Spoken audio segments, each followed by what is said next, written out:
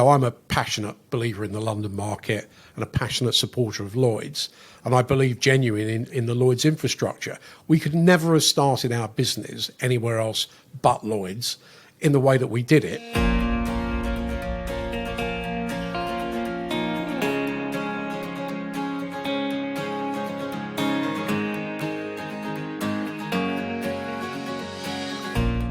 Hello, and thanks for joining me on this week's episode of the Instech London podcast. Matthew Grant here, one of the partners at Instech London. And this week we have a real treat for you. I'm talking to a very well-known figure from the London insurance market, John Cavanagh, who retired from leading one of the largest reinsurance brokers in 2017, only to re-emerge to co-found a startup, Beat Capital.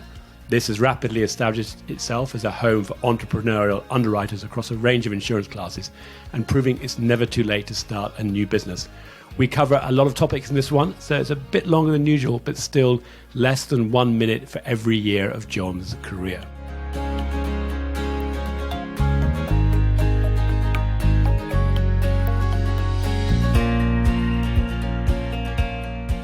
John, delighted to have a chance to talk to you. You have got a career of, I believe, 45 years in insurance. You've been working in London, USA, and Bermuda, and more broadly. You spent a lot of your time at RK Carvill, where you were joint CEO. Then you were at Willis Re when you retired, although it wasn't complete retirement, because, of course, now you have founded Beat Capital with Tom Milligan, which is a capital investment vehicle supporting MGA startups. Now, we first met about 20 years ago, and at that time you were I think probably one of the people I could count on the fingers of one hand who really went deep into technology and really sort of understood the future of it. So it's great to see how things have evolved.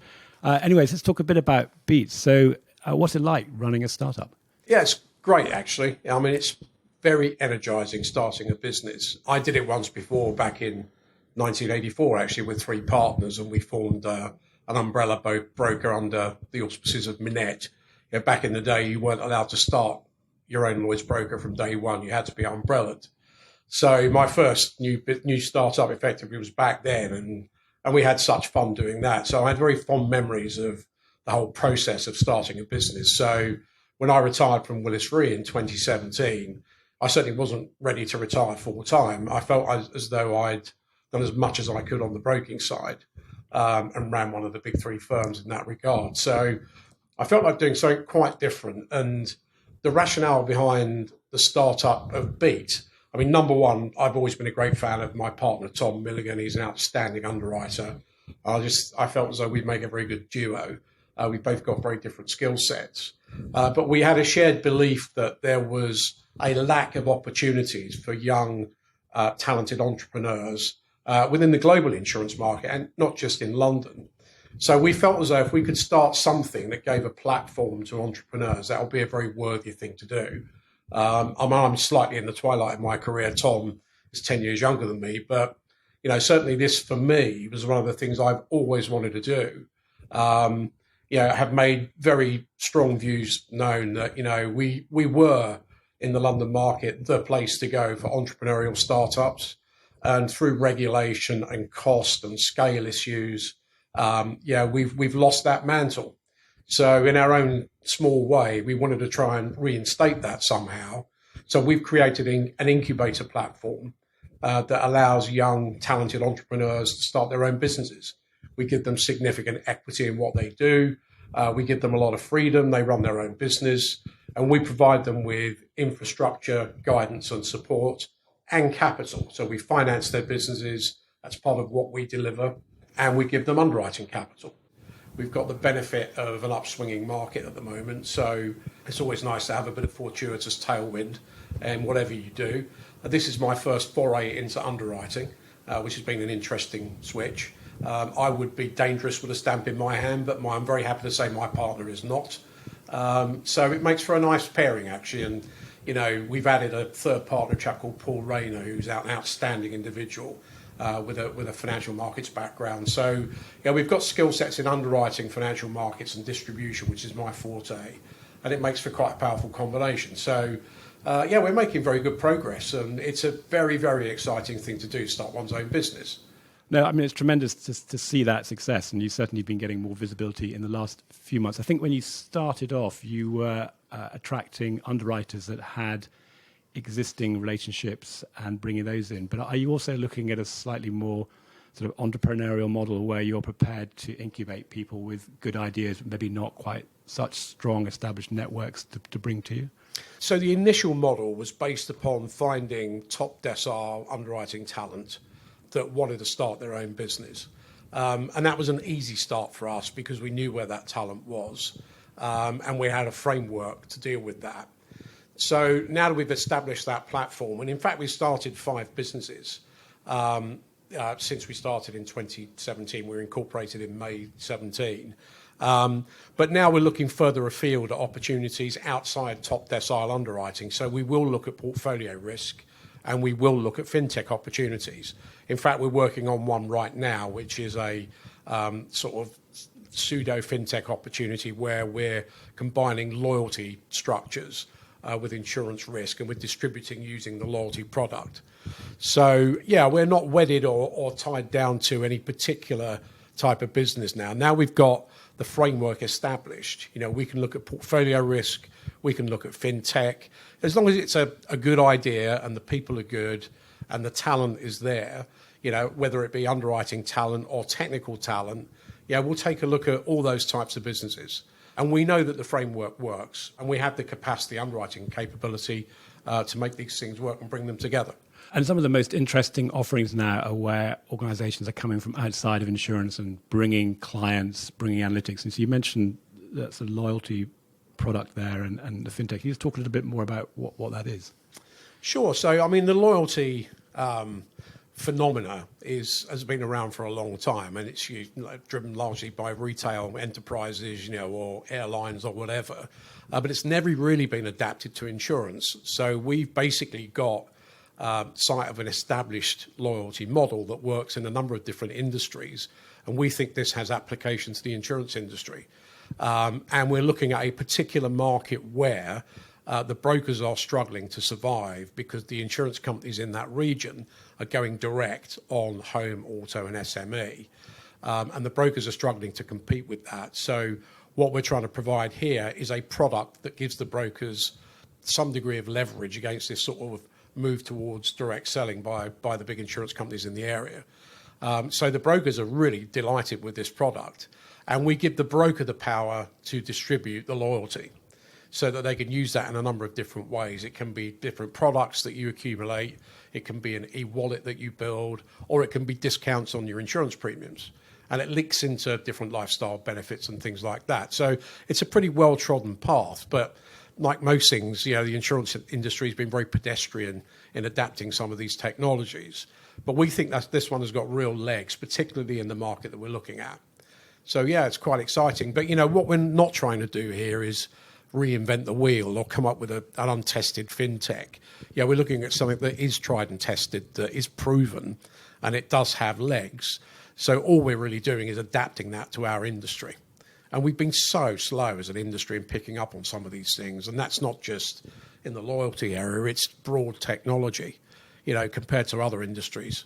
Yeah, the gamification is, of course, increasingly widespread across all industries. We're starting to see it coming in now to life and health, people using wearables to get reductions on their insurance premiums or get free cinema tickets. Kind of interesting to hear that you're also seeing that angle. And of course, you mentioned there in passing the brokers being in Lloyds. You're 100% in Lloyds, presumably, so you have to sell through a broker market. Is that right? Well, we use 100% Lloyds capacity. We're not necessarily wedded to the Lloyds broker network. In fact, on the contrary, you know, we don't have to use that. I mean, by coincidence, some of the businesses that we started early doors are dependent on the Lloyds wholesale network and retail network. But, you know, that doesn't mean that everything we do will be the case. You know, we're looking at a global distribution system, you know, where necessary. Lloyds is a market that we're very familiar with. You know, I'm a passionate believer in the London market and a passionate supporter of Lloyds. And I believe genuinely in the Lloyds infrastructure. We could never have started our business anywhere else but Lloyds in the way that we did it. What we didn't want to do is take private equity money, largely because there's a short-term time horizon typically associated with that, certainly in fintech industries or financial service industries. And, our business is a long-duration play. So we funded this business with partners and loans and debt. But what that gives us is time control. And it gives us, great sanctity over our own business. So I think we're well set up to run the business the way we want to run it, but we could never have done it anywhere else but London. And that's why I'm such a passionate believer in finding ways in which we can create entrepreneurial startups, because I've just been the beneficiary of that. And it is very doable, and it can be done at low cost. But the infrastructure within the market's not helpful. I'd love to make some changes to that. Okay, well, we'll come on to that in a minute. I just want to pick up on a couple of those. So when you say you could only have done it in London, I'm assuming that's because you get access to the Lloyd's license that allows you to write anywhere. Correct. You've got the physical connections here with people. You've got the fact that you've got the Lloyd's central fund that's going to back you up. But there's a lot of soul searching going on now, both within Lloyd's and people looking at it externally. Yeah. How should the organisation balance that ability to allow people to be entrepreneurial and go out and seek new opportunities and underwrite the risks that others may not have the ability or desire to write, but at the same time managing the capital constraints in there? How well do you think Lloyd's is sort of handling that challenge and getting back to its roots of allowing the entrepreneurs to flourish whilst not putting the whole of the market at risk? Well, I think Lloyd's was slightly overtaken by circumstance over the last 25 years. I mean, if you go back to some of the challenges Lloyd's had around the asbestos pollution and health hazard phenomena in the late 80s, early 90s, I mean, what that promoted was significant change in the market infrastructure. So we had to deal with the problem first, which was not straightforward. But then I think we recognised that the capital structure within Lloyd's, the private capital structure, the names, were not going to sustain Lloyd's over the long term in its current form. So we then went down the global capital route, and that's really the path that we've been down now for some considerable period. And ally that with increasing regulation, scalability of businesses, the whole vertical integration of the insurance market, it's slightly overtaken what Lloyd's is all about. So if you look at the demographics in Lloyd's now, and I looked at this very recently for a speech I made, 2/3 of the market, if not 70% of the market, is basically global participants with no head office in London. Only 23%-ish of the Lloyd's businesses have head offices in the London market. So what that connotes is that most of the people involved in the Lloyd's market now have multi-platform strategies, not just the Lloyd's strategy, and that's fine. But I do believe there should be a balance in there of people that actually are predominantly focused in London and Lloyd's. And I think there's been too far a swing the other way, and it will be nice to find ways in which we can adjust that. And I think the way we adjust that is at grassroots level. And I think we look to green shoots, entrepreneurial startups, to start rebuilding that market profile. So I think it's fundamental that Lloyd's needs to address this, and I think they are trying very hard to address it. But I think circumstance overtook Lloyd's a bit. It lost its mojo in terms of some of the, value propositions it offered, particularly to entrepreneurs. And, you look at some of the great names in Lloyd's, going back to the Hiscox family syndicate and Michael Miko and Catlin and Beasley, et cetera, they all started as very small startups in Lloyd's. Now, that still represents a very large proportion of the Lloyd's market. I think over half the Lloyd's market started as single-person entrepreneurs. So we've got to be able to recreate that. Looking at the work that's being done now around the future of Lloyd's, I think since John Neal's come on board and John Hancock and Bruce Carnegie-Brown, I think we've probably got the best executive team we've had for a long time leading the market. And I think the work they've done around the future of Lloyd's is very worthy. And there are elements of what they've done, particularly Syndicate in a Box and Lead Follow, that could be quite revolutionary, if we adapt those very good ideas to practical realities. And that's what we'd like to involve ourselves in. we're great believers in, the syndicate in a box philosophy. And, I think there's a lot of good work being done to restore the entrepreneurial spirit in the market. But I think it's more about balance in the market. And I think balance will be created by entrepreneurialism. I'd love to see a sort of 50-50 split, or even a 60-40 split towards businesses that are wholly dependent on the London market. And I think what that will do is restore creativity, it will restore market spirit, it will promote a collective market view. And obviously we need to be sensitive about antitrust and all that. But notwithstanding that, we are a market and the market has a view. And I think we've lacked a bit of that. And I think more importantly, we need people in the market that care about London, that care about Lloyds, that care about the London market's position in the global insurance market, which is very powerful. And, I, for one, in our own small way with Beat, are looking to promote entrepreneurs that will principally operate in and around the London market and restore that entrepreneurial spirit. It's a really interesting angle, which probably you don't hear enough of, which is this idea that not just Lloyds, the corporation, positioning itself and its role, but actually the people within Lloyds who are doing the underwriting are proud to be part of it. And as you sort of imply, making a choice about where they go for capital and feeling good about what they're seeing there. I mean, as you look around, are you seeing underwriters out there that are going to be the Stephen Catlins or the Robert Hiscocks of the future, who you think have really got the ability to not just do their own niche business, but really take a leadership position on a global level in the years ahead? Yeah, I do. I mean, I've been really inspired by some of the talent that we've seen come through our doors. We've probably, since we started in 2017, we've seen over 120 plans, from young people looking to want to start their own business. So the very fact that these people are out there seemingly looking to do something on their own is very brave, number one, and very confident that, they've got the wherewithal and the confidence in their own plan to go out and do that. So I'm very encouraged by the sort of entrepreneurial enthusiasm in the market, but I've also been very impressed by the level of talent. Obviously it varies, but at the very, very sharp end of our market, I'm very encouraged by some of the young people coming through. They've all had good grounding and good training, with some of the bigger syndicates, obviously, but they've got a real sense of risk taking. They've got a real sense of enterprise, of business per se, not just head down underwriting. They understand the concept of business, which is important. I've been really encouraged by the quality of what we've seen. I mean, we started 5 businesses, and I'm really encouraged by some of the people we've been able to attract. But it gives me, on the grander scale, such enthusiasm about the future of the market. I still think that London and Lloyds is the focal point for underwriting talent, because we've got so many people in one market, and we all learn from each other. I mean, that is the beauty of subscription. That is the beauty of a collective market view. That is the beauty of the sort of history that is Lloyds. I completely agree. I mean, we see a lot of the same people or similar people.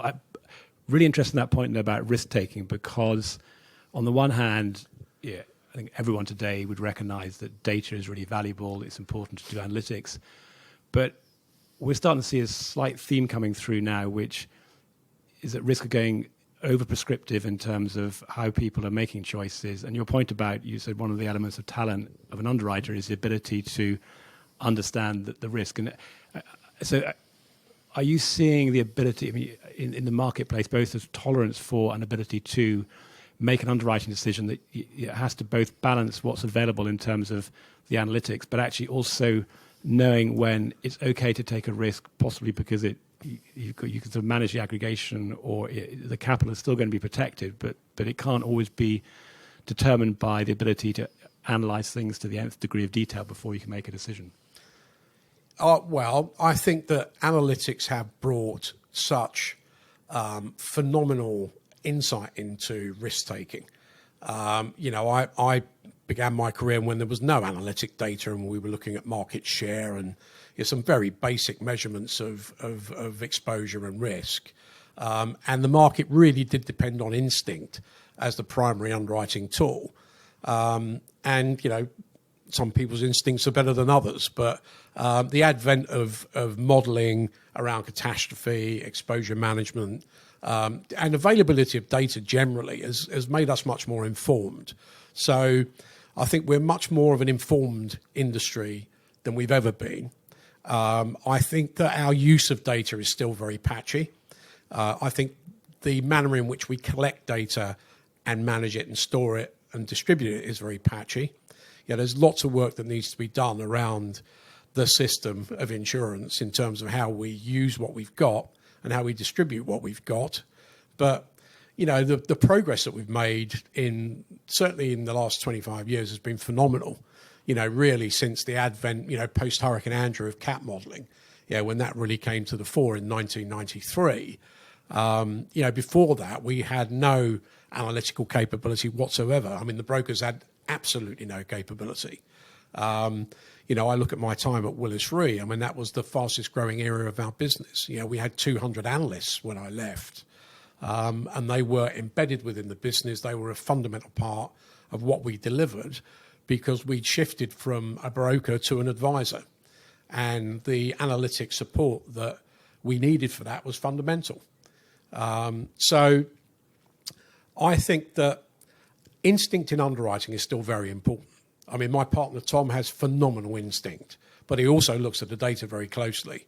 And I don't think you can ever lose instinct because sometimes the data only tells part of the story. And then you've got to trust your judgment. So I still believe it's a combination of the two, but I do think we're a better informed world than we've ever been. And that is particularly relevant for taking risk.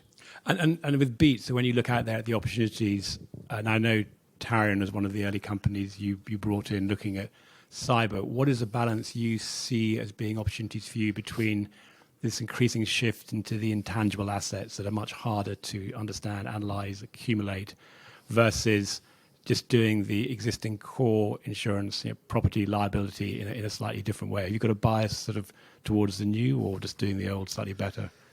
Well, it comes back to sort of the buccaneering spirit of the London market, really, to an extent. I mean, I was at a conference recently and somebody was listing the new products that Cuthbert Heath created at the turn of the 20th century. The first motor policy, the first aviation policy. I mean, can you believe how difficult that would have been to try and craft an insurance policy for a plane? Brand new technology. I mean, and Lloyds actually has made its name and reputation in creating these policies. So I believe that, writing things like political risk, trade credit, cyber, some of these new lines of, buccaneering risk are very important for us to take. Now, I think we're better informed in taking those risks. It's not quite as seat of the pants as it probably was 100 years ago. But nevertheless, you look at the cyber market, it's a really, really evolving world. We've got ransomware issues now and the hacking situations that, are occurring daily. I mean, if you look at most large corporations, they're hacked several hundred times an hour. So these are the risks we're contending with, and they take a lot of risk management. And they take a lot of bravery, actually, to go and write those risks. But Lloyds is a great place to do that because we syndicate the problem. We share the risk amongst many. We share each other's experiences. We build insurance policies that are live and tangible, that can be changed and adapted to evolving dynamic exposure. Our pricing mechanisms do that too. And we buy a lot of reinsurance. So it's all about risk management as well internally, as well as trying to do the job on the upfront risk. So, I mean, the insurance industry has to offer a product in evolving exposure areas like cyber. And if you talk to most major Fortune 500 corporations, this is one of their biggest evolving problems, how to manage their data and how to protect themselves against a cyber hack. Because their machinery stops moving once they've been hacked. And the world stops turning for that company. So it's a really, really important part of their risk management program. And it's really important that we offer a product. So I think we need to be there as a market. Now, we've got to try and make some money out of that. And obviously, if you take something like cyber, like any new product, it takes a while for people to work out the nuances around how to claim against it. So we are seeing trends in the cyber market that we need to keep an eye on. But we are keeping an eye on them. And as they evolve, we deal with them. And we deal with it in two ways. We deal with it in terms of helping the companies that we insure manage that risk. And then once we've done that, we then try and manage the insurance policy around that risk and the price for the product. And I just want to pick up on the entrepreneurial theme there. You mentioned earlier on the syndicate in a box as one of the examples of what Lloyds is doing that is helpful in bringing new ideas in. Just for those that are not familiar with that, can you just talk a little bit about what that concept actually is? Yeah, sure. I mean, without getting into too much technical detail, it is intended to be a low-touch, low-frictional cost, low administrative structure that allows smaller books of discrete business or individuals that have good ideas to come into Lloyds without the sort of overarching regulatory and cost strain that would otherwise be associated with a full-blown syndicate. And it has, certain conditions around it that make it very different from a regular syndicate.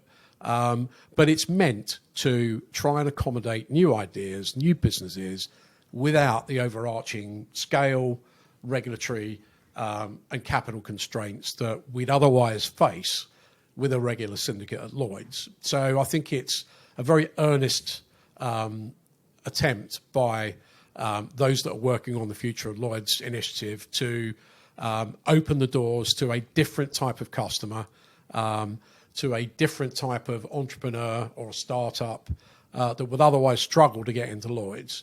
Because if you look at the options at the moment for somebody that wants to start a business in Lloyd's, I mean, everybody tells me that you need to be 200 to 300 million in size to make it work. I don't believe that. And our syndicate runs a 5% operating expense ratio against the market average, I think, of 12, and we're 165 million gross. So it can be done. Yeah, we can operate at very low operating expenses. So I don't buy the scale argument. Number one. Number two, the other constraint around Lloyd's is the capital model. So if you look at a full-blown syndicate, the Solvency II model does not really allow for monoline starts because the capital strain on a monoline business is so intense that it doesn't make any financial sense. So what then happens is you go into a multi-line strategy, which is outside your comfort zone. If you're an underwriter that specialises in casualty and you then find yourself having to balance that with cat and political risk and cyber and this and that, you end up in 8 classes, 7 of which you don't really understand. The quality of underwriting drops, and we've seen some of the results as a consequence of that.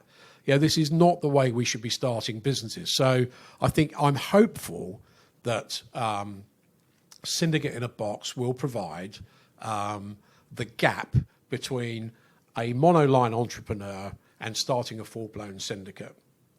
Or an individual with a good idea. It doesn't have to be a monoline entrepreneur. It can be a book of business. It can be an MGA that wants to put some skin in the game behind his own underwriting.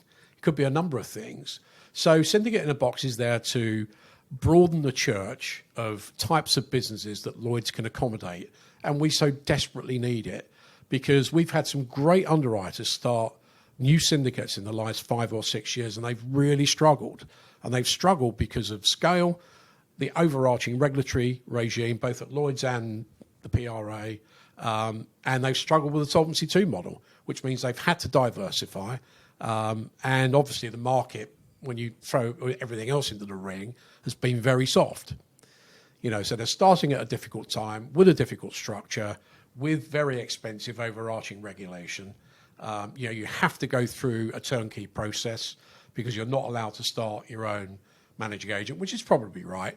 That is a process that, has changed from a regulatory standpoint. So when you add all that up, it makes it very difficult to make a new syndicate scalable and sustainable. So I'm hoping that the Lead Follow initiative and syndicate in a box are going to be 2 areas where we can bring low cost, low touch, low regulation enterprise into the London market.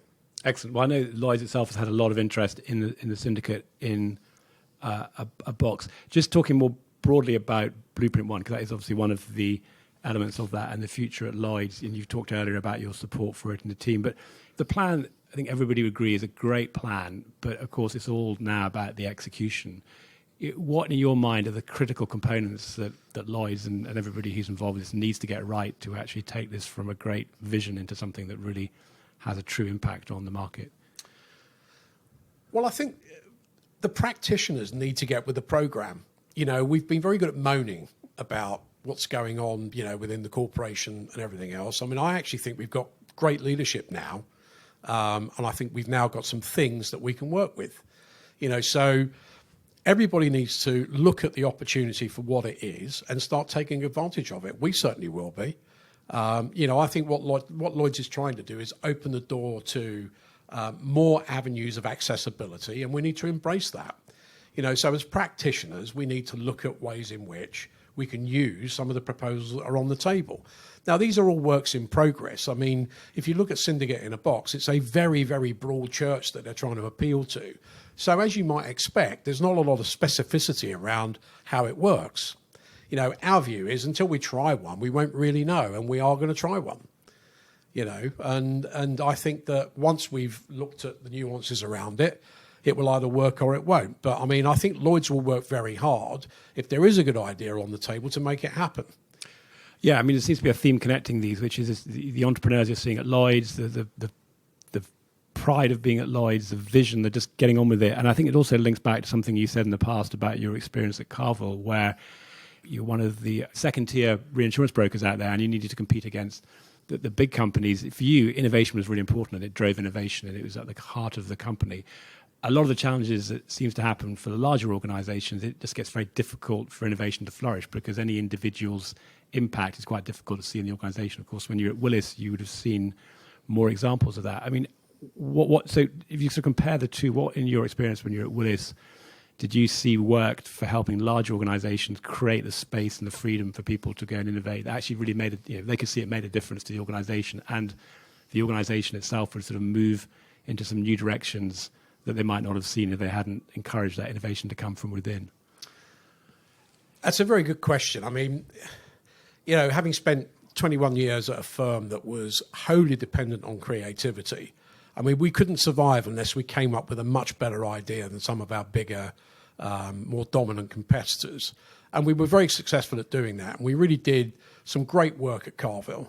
The world sort of slightly overtook us because the power of the bigger brokers was so dominant at the turn of the 21st century. I mean, they were putting so much business into the market with certainly the big reinsurance buyers that, our ability as creative as we were to sustain the business became increasingly more difficult because we weren't really a niche player. We handled big casualty programs with lots of premiums on the slip.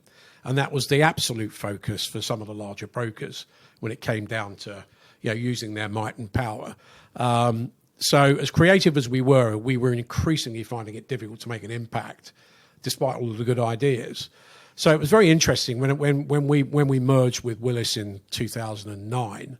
All we had was our creativity. We didn't get invited to request for presentations and all this other good stuff that the big brokers just take for granted.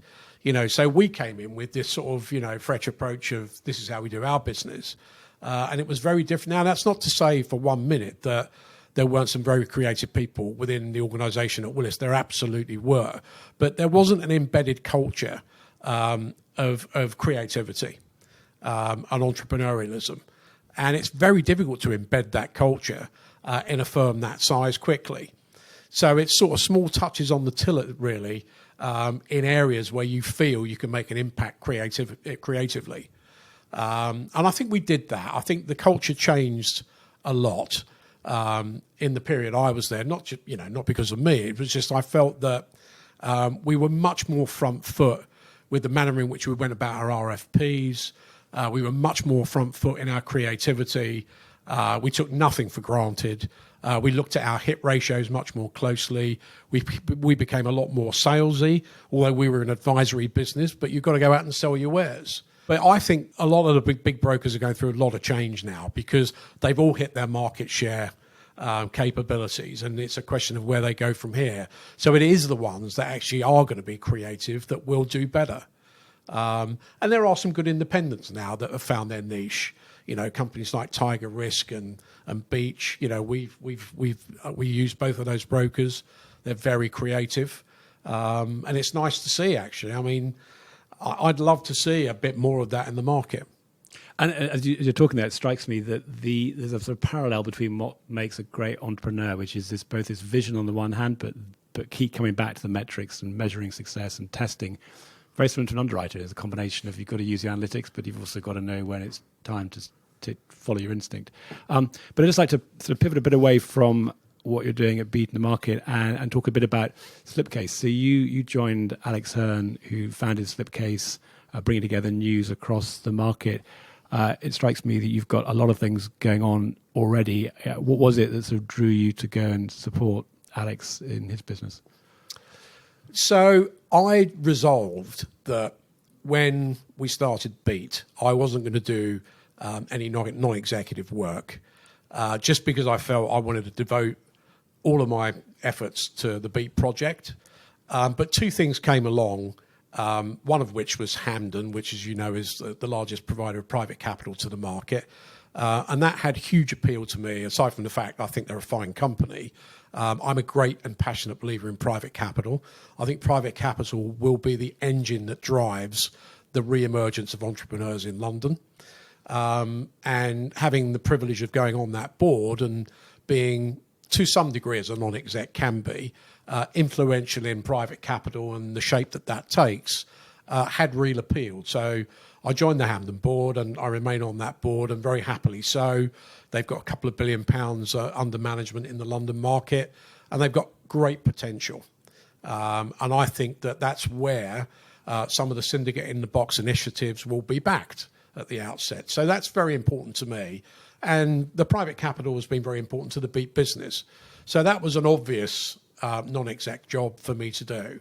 And then I bumped into Alex Hearn at an InsurTech conference, and he's a very, very smart and intuitive young man with a great view of technology and the manner in which you can distribute information through markets. And we had a chat, and I enjoyed meeting him. He told me a bit about his business.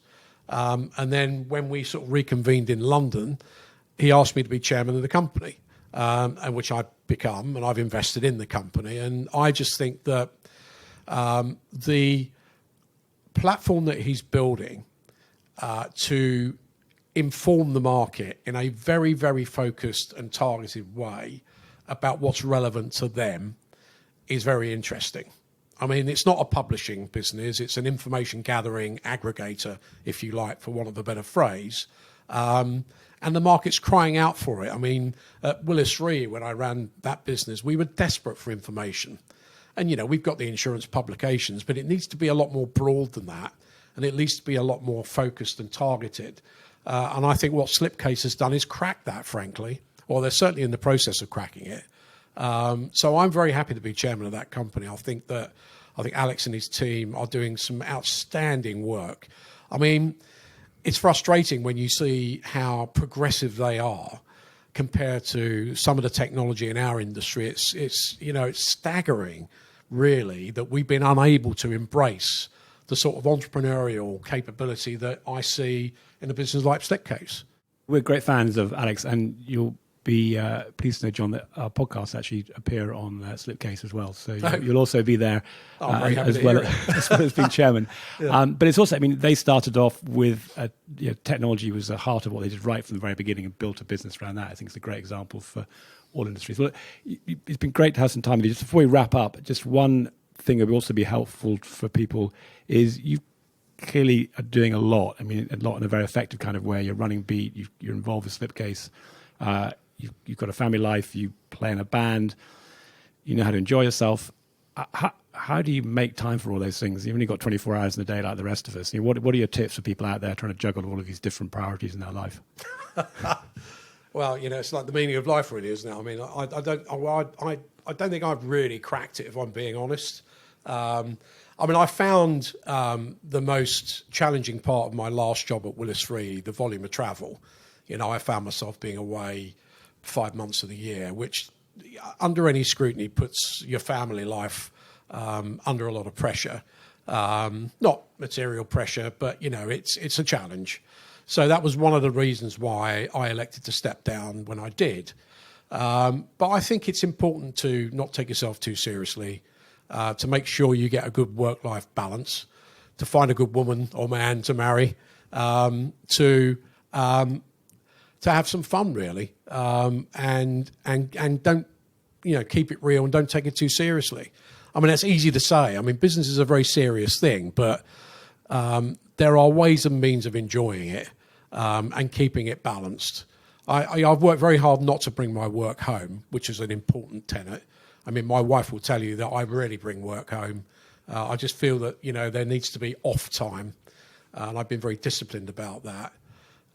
But I've had a fantastic career in the insurance market. I mean, when people ask me, if they should come into our market, I say absolutely yes. I'm very happy to say my son works in the market. I've had a fantastic time in Lloyds in the London market. It's given me, opportunities to see things around the world that I never would have seen. It's a fantastic community, London. I've made some great friends in the market. It's got great community spirit, and we have fun. I think it's important we keep that very firmly in our work-life balance. You've got to have some fun.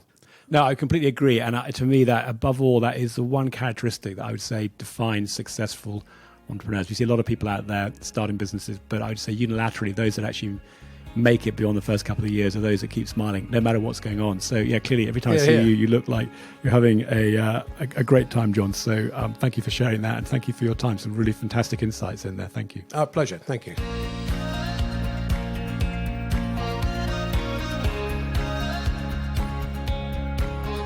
That's it for this week, but if you haven't already found them, we've interviewed with lots more fascinating guests in this podcast series, both to download and to listen, or to read and share. You'll find them on the Instech London website under the podcast tab.